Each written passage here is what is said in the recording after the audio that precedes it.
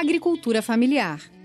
É daqui que vem boa parte da alimentação dos brasileiros. Um sistema agrícola que envolve a família em todas as etapas de produção.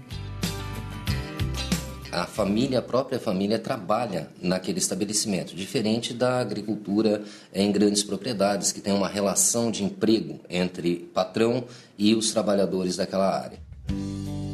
O que a agricultura familiar produz está em feiras livres, supermercados, quitandas e nos cardápios das merendas escolares, creches, hospitais.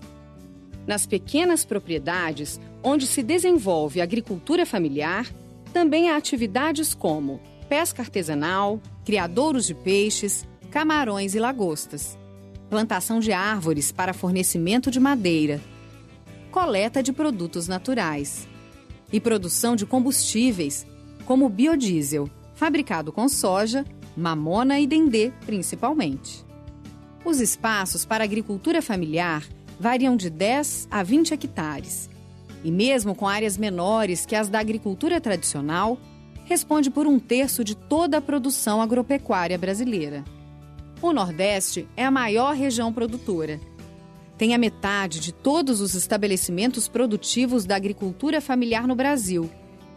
E abastece com feijão 80% do mercado nordestino.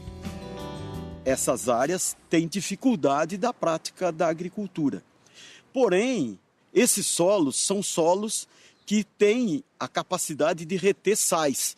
Portanto, eles são, aspas, naturalmente fértil. O problema é a presença da água.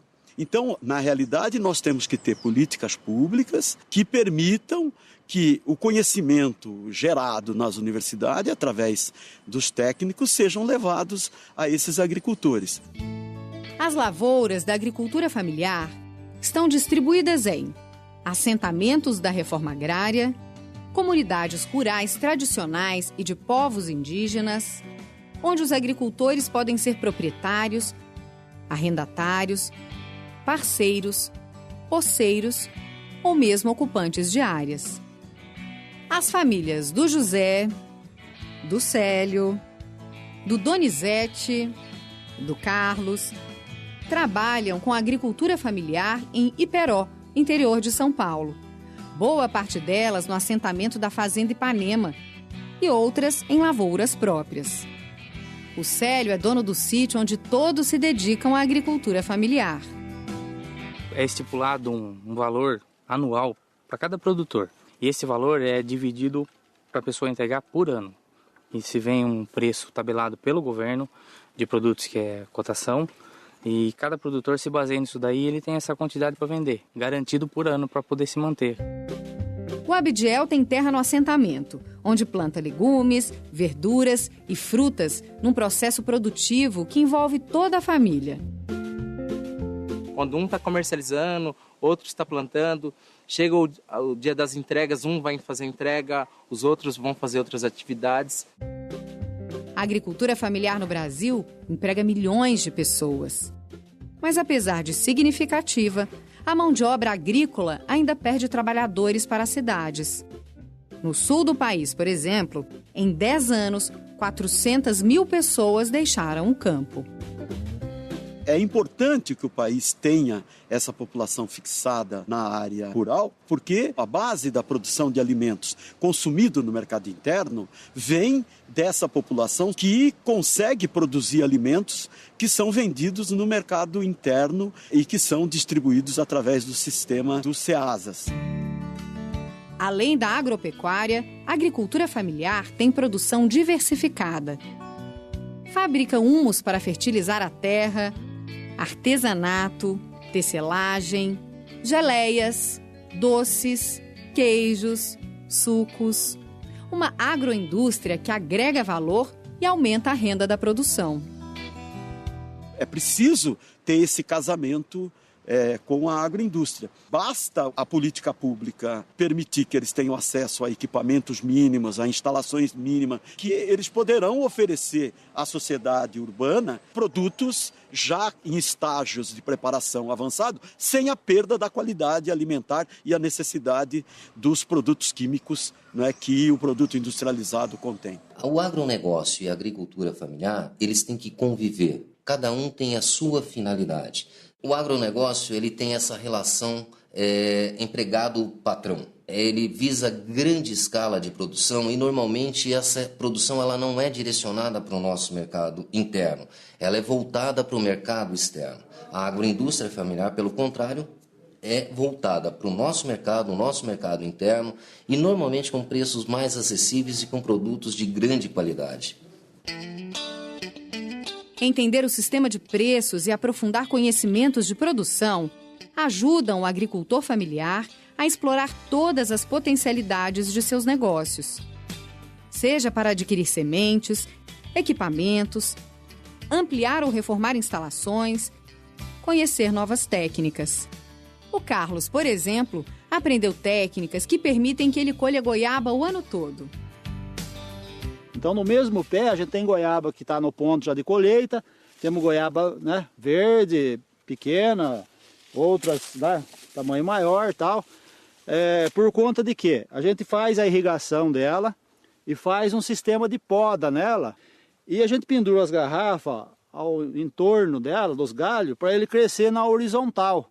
Isso tem uma incidência de sol maior na planta e vai dar a ela mais energia, vai melhorar a produção e combate os fungos também. Além da técnica, é preciso estar atento aos recursos que trazem segurança para o agricultor. Ele contrata normalmente o seguro agrícola. Para, no caso de uma intempérie, por exemplo, e perda dessa lavoura, ele tenha o valor financiado anistiado. Nós ainda não temos no Brasil um conjunto de políticas de seguros que garantam a produção de alimentos para abastecimento do mercado interno. O agronegócio acaba tendo determinadas formas de subsídio que, infelizmente, não chegam ou tardam chegar na agricultura camponesa ou de base familiar. As cooperativas podem ser parceiras importantes para organizar, comercializar e escoar a produção. Esta é de Porto Feliz, na região de Sorocaba, e atende agricultores familiares de várias cidades.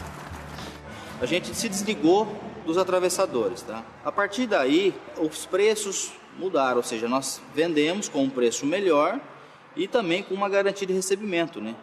No assentamento de Peró, os agricultores também têm sua própria cooperativa.